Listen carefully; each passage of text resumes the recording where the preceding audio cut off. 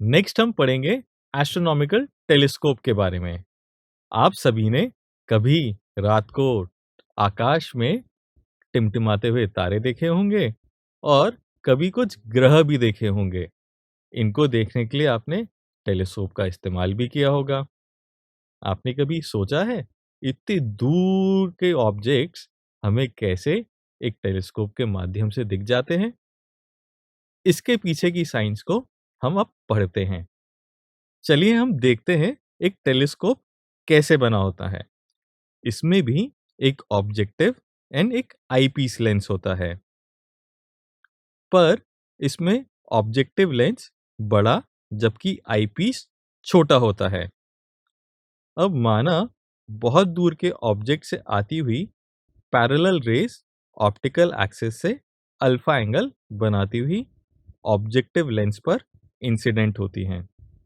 तो इससे objective lens के फोकस पर इमेज बनती है। अब आईपीस को कुछ इस तरह से एडजस्ट किया जाता है कि यह इमेज आईपीस के फोकस के अंदर बने, जिससे कि ऑब्जेक्ट की final image inverted and virtual image बन जाए। टेरेस्ट्रियल टेलीस्कोप्स में इस इमेज को सीधा करने के लिए एक और लेंस यूज किया जाता है। इससे हमें एक इन्वर्टेड और वर्चुअल इमेज बनती है।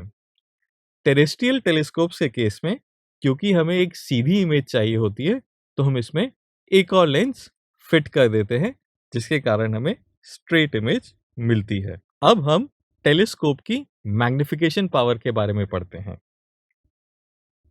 फाइनल इमेज द्वारा आई पर बनाए गए एंगल एंड ऑब्जेक्ट के द्वारा लेंस या आई पर बनाए हुए एंगल का रेशियो होता है magnification power of a telescope.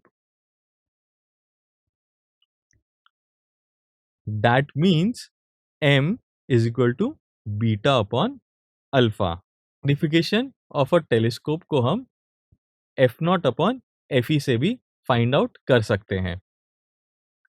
Length of the tube of telescope होती है f not plus fe। Astronomical telescope में ऑब्जेक्ट से जितनी ज्यादा लाइट ऑब्जेक्टिव पर आती है, उतनी ही क्लियर इमेज बनती है। इसलिए इस प्रकार के टेलीस्कोप में ऑब्जेक्टिव को बहुत बड़ा बनाने की कोशिश की जाती है। एक और बात ध्यान में रखी जाती है कि ये टेलीस्कोप्स को ऐसी जगह पे प्लेस किया जाए जहां पे नेचुरल लाइट या आर्टिफिशियल लाइट बहुत कम आती हो। इनको डार्क प्लेसेस पे रख के यूज करते हैं, जिससे कि एस्ट्रोनॉमिकल ऑब्जेक्ट की ही लाइट टेलीस्कोप में एंटर करे। यर्क्स ऑब्जर्वेटरी यूएसए में वर्ल्ड का लार्जेस्ट ऑब्जेक्टिव लेंस वाला टेलीस्कोप है। इस ऑब्जेक्टिव लेंस का डायमीटर 40 इंच के बराबर है। ये लेंस बहुत हेवी होते हैं और बड़े होते हैं एंड इनको ओनली कॉर्नर्स पर सपोर्ट कर सकते हैं। इसलिए मॉडर्न टेलीस्कोप्स में लेंस की जगह मिरर यूज किए जाते हैं। ये हल्के भी होते हैं एंड इनका पूरा बैक सरफेस सपोर्ट के लिए अवेलेबल होता है। जिन टेलीस्कोप्स में मिरर यूज करते हैं उन्हें रिफ्लेक्टिंग टेलीस्कोप कहते हैं।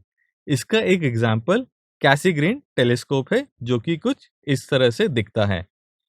इसमें ऑब्जेक्टिव मिरर एक कॉनकेव मिरर है, जिस पर गिरने वाली रेस सेकेंडरी मिरर जो कि कॉन्वेक्स है, उस पर गिर के ऑब्जेक्टिव मिरर में बने एक होल के हेल्प से आईपीस तक पहुंचती हैं। आई होप आपको माइक्रोस्कोप और टेलीस्कोप के वर्किंग प्रिंसिपल्स समझ में आ गए होंगे।